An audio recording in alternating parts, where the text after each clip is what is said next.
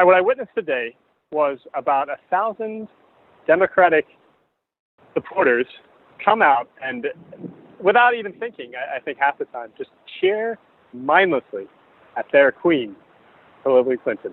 Well, that's what people do at campaign rallies. The gymnasium, we were told by the school that maximum seating capacity is 2,500 people. That includes all the bleachers and folding chairs on the floor of the gymnasium. What you said, 1,000 people? Is that your estimate of the crowd attendance? Yes, that's my estimate. About 1,000 people. So she didn't even have 50% of the gym full today. They actually closed off part of the gym. They made it look like banners were the walls, the back, but actually there were large sections of the gym they didn't have to use or couldn't fill, rather. And it's really important to note this was a child registration day for the high school here. So a lot of the volunteers, a lot of the people who showed up were actually there to register for school. How do you know that? When I first got here at 9 in the morning, I was going around, looking around, and talking to everyone I could. And I found just all these kids everywhere. I was asking, hey, what are you doing here? They're like, oh, it's registration day for school. But our teachers had told us we should volunteer at this political rally. I was like, do you know who's speaking? They're like, no. We're just volunteering. Wait a minute. You're saying the high school students who were registering today told you that their public school teachers told them they should attend the rally? Yes. And a lot came in attendance. A lot of the teachers actually came in attendance also.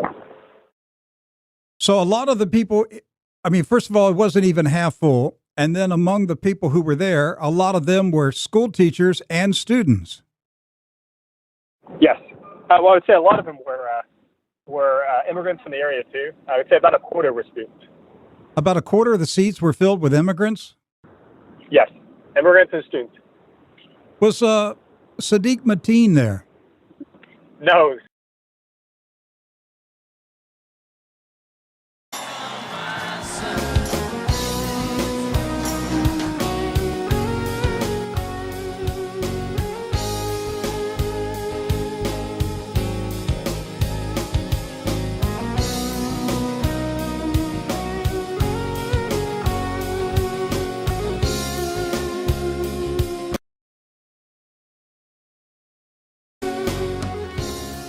How are we all doing tonight, Florida?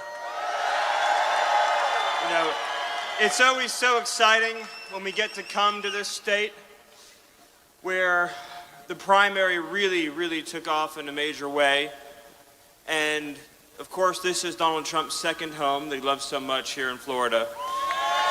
And I believe that it is going to be the state of Florida that sends Donald J. Trump to the White House.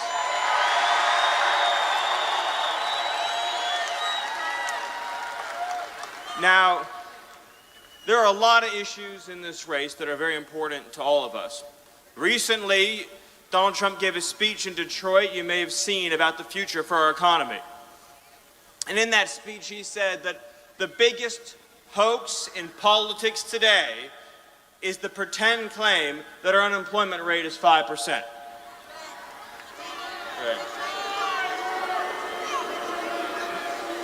I mean, 5%, folks. Let's think about this. So we've got 94 million Americans outside the labor force. In a city like Detroit, half of people aren't working. Nearly 1 in 4 people between the ages of 25 and 54 are not employed. 58% of African American youth don't have jobs. You have 40% underemployment for recent college graduates. And on I could go. You've seen another 12 million people added to the food stamp rolls under Obama, but the unemployment rate is 5%. Right? It is part of the machine, folks. It's part of the machine, the Clinton machine, the media machine, the donor machine that's trying to keep the working people down. Now, we've seen a few other issues this week that are worth going through. Now, how many of you have seen the headline today that the FBI wanted to investigate the Clinton Foundation, but Obama's DOJ said no? You've seen this, right? Now,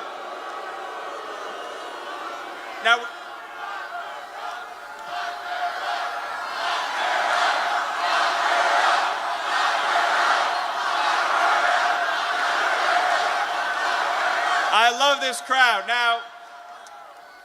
Now, we also learned from a batch of emails that was released this week by court order about more pay-for-play scandals at the Clinton Foundation, right? And so the way it works is you give money to the Clinton Foundation or you give money for speaking fees to Bill, and then you get whatever you want. The world's your oyster. If you have enough money, if you own a big bank, you get whatever you want from the Clintons. And you know, folks, you see a lot of rhetoric. You see a lot of rhetoric in these races. But you know what doesn't lie? Money doesn't lie. And all the folks who've been driving this country into the ground are opening up their wallets to give to Hillary Clinton. They know the truth, which is that they own her decisions, and if she goes into the White House, they're going to own this country. Yep. Now, we'll never really know the full extent of Hillary's corruption because she deleted those 30,000 emails, right? Now, let me ask you a question. It's a very simple question, but you won't see it asked very often.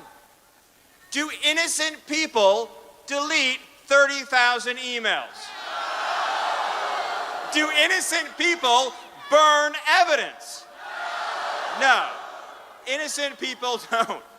The reality is that people who delete 30,000 emails, destroy the evidence, wipe the server, melt it all down, are people who are guilty as sin. And I have a feeling, folks,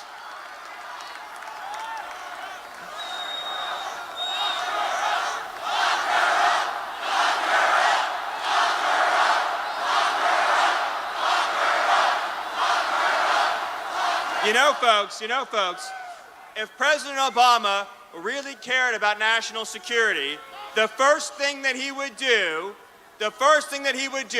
is indict Hillary Clinton.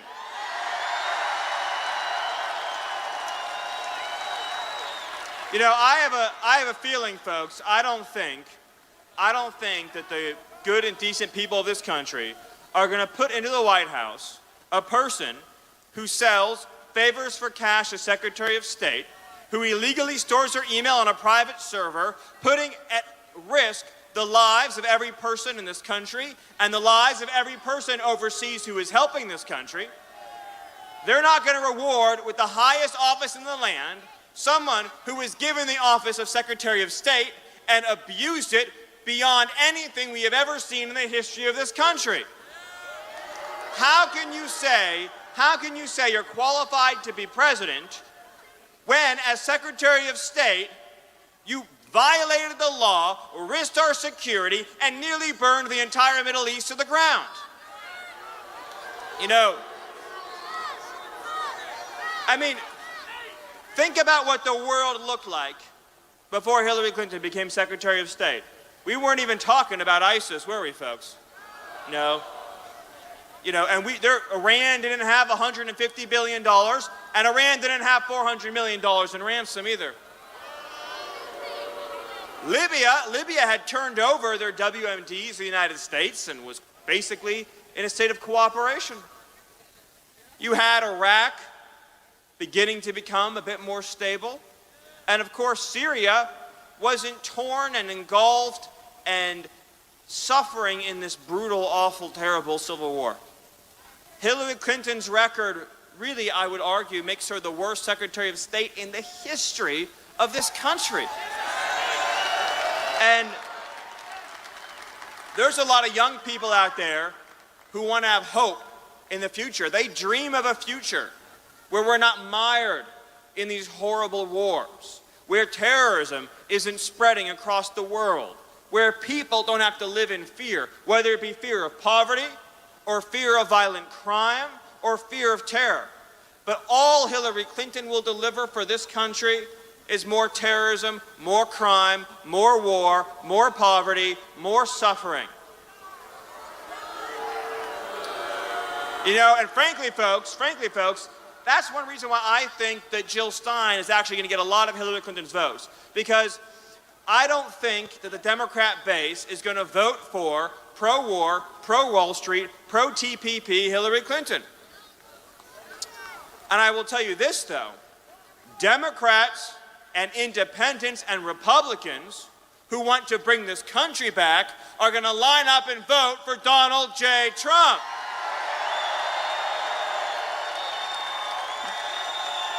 And let me tell you what they're going to get when they vote for Donald J. Trump. Let me list a few things. One, you're going to get a tax policy that's going to let you keep more of your hard-earned money. You're going to get an end to a government that takes your money and wastes it like it means nothing. You're going to get a VA system that takes care of and protects our veterans. Yeah. You're going to get a president who's going to protect Social Security and Medicare and not let it be destroyed by an open border. You're going to have a president who's going to reform our regulations so young people with dreams can start a small business and create jobs in their community. You're going to have a president who's going to change our energy policy to unleash an American energy revolution that's going to make energy cheaper, that's going to make electricity cheaper, that's going to make our manufacturing more competitive because the price of energy will go down, and it's going to bring trillions of dollars in wealth into every community in this country. Let me tell you what else you're going to get. You elect Donald J. Trump, folks, and for the first time in your life, you're going to have a secure border. For the first time, folks, for the first time, the wait will be over. You're not going to have to wait anymore. You're not going to have to wake up wondering, when will Washington do it? Because, folks, brick by brick, that wall is going to get built.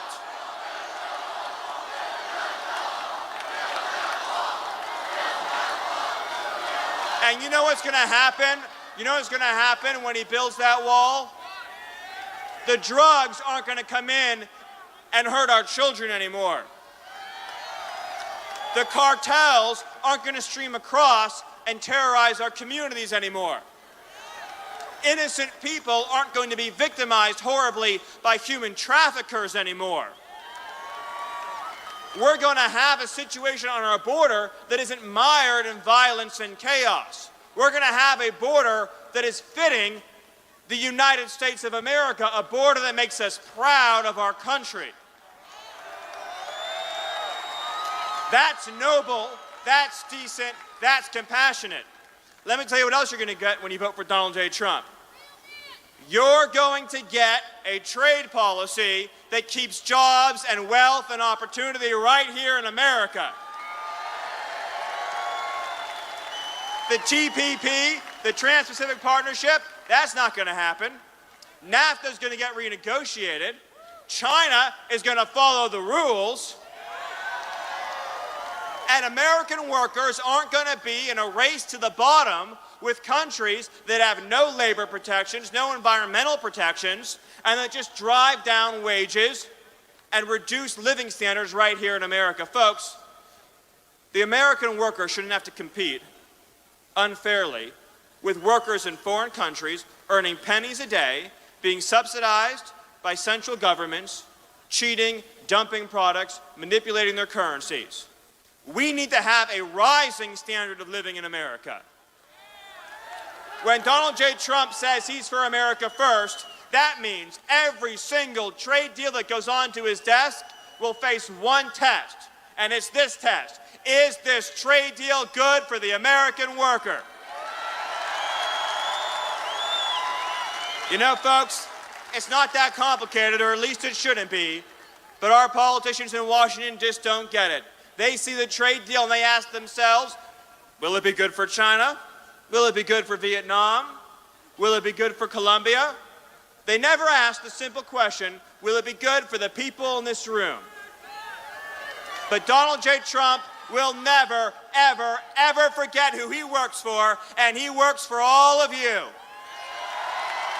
He has no special interest but the people in this room. And most importantly, folks, most importantly, Donald J. Trump wants to make sure that every American child today can grow up in a country where their needs come first, where their hopes and dreams can be realized, where they can live free from the scourge of crime, free from the horrors of terrorism, and liberated from a political system that today serves only the wealthy and the powerful. When Donald J. Trump's elected president, folks, every kid in America, including the kid in the poorest community with the least money, will have their needs put equal to the needs of every single powerful lobbyist in Washington, D.C. It doesn't matter if you have a penny to your name or if you're Warren Buffett. It doesn't matter. If you're an American and Donald Trump is president, he's not going to ask you how much is in your bank account. He's going to ask you, are you an American citizen? Because if you are, I'm going to fight for you. Again, we shouldn't even have to be in this situation. It's a tragedy and a travesty that we've gotten to the point in America where our own leaders and our own government don't believe that American citizens ought to come first in their own country. Where they allowed trade deals and economic deals and immigration deals to reduce the standard of living for Americans, to put Americans last in line, whether it be last in line for college or last in line for a job or last in line for security. On the first day of Donald J. Trump's presidency, you're going to be in the front of the line again. And so, folks, in closing, I'm going to ask you one more question, and it's a simple question. But I want you to answer it with such force, with such strength, and with such volume that crooked Hillary can hear you. And the question is this: are you ready to give your last ounce of strength to send Donald J. Trump to the White House? God bless you, God bless this state, and God bless the United States of America. Thank you.